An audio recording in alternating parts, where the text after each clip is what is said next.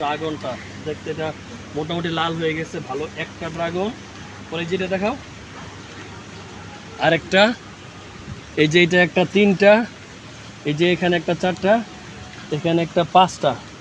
এই ড্রাগন গাছটা সম্পূর্ণ আমার বউয়ের প্রচেষ্টা, সে এগুলো যত্ন করেছে।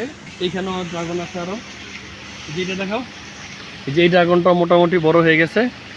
এইটা একটা, এটা একটা, 6টা 7টা আরও আসছে এই ড্রাগন গাছগুলো। এই যে আসার দিকে আরেকটা, এই যে এই ড্রাগনটা মোটামুটি বড় হয়ে গেছে।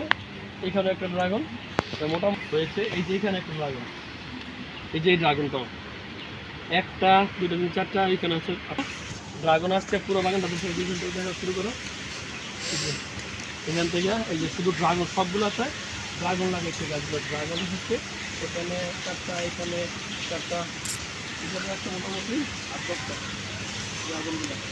তারপরে এই যে কাঁচামরিচ গাছ, অ্যালোভেরা যদি কারো প্রয়োজন হয় অ্যালোভেরা। আর এইগুলো লাগিয়ে রাখছি। এটা হচ্ছে আঙ্গুর ফল গাছ, এটাতে আঙ্গুর আসছিল কিন্তু আঙ্গুর টক হয়।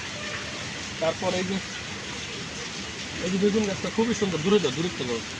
এই যে বেগুন গাছটা, এটা হচ্ছে দেশি টমেটো লেবু গাছ। আর এটা যে কি পরিমাণ মরিচের, ছাদের উপরে একটা মরিচ গাছ থাকলেই চলে, অনেক। এই যে কি যে পরিমাণ মরিচ আসছে গাছটাতে, দেখাও। এই যে মরিচ, একটা গাছে মরিচ আমাদের মোটামুটি মরিচগুলো আসছে দেখুন, অনেকগুলো মরিচ আসছে গাছটাতে। খুব ভালো। এবং ছাদটা পরিষ্কার করা হয়েছে, ছাদটাও খুব ভালো লাগতেছিল। দেখুন এখানে যে আম গাছগুলো ছিল তালাগুলো পরিষ্কার করা হয়েছে, দেখতে খুব ভালো লাগতেছিল। আপনার সামনে এখন এই গাছটা পরিষ্কার করা হয়েছে, এদিকটাও ছাদটা পরিষ্কার মোটামুটি। যাতে পরিষ্কার আছে। বর্ষার দিন, বর্ষাতে বৃষ্টিতে ভিজাটা ভালো।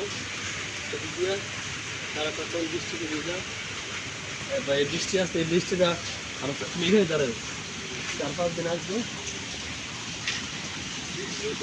বৃষ্টি করা হয়েছে, বৃষ্টিতে ভিজা ভালো, বৃষ্টিতে ভিজা ভালো থাকে।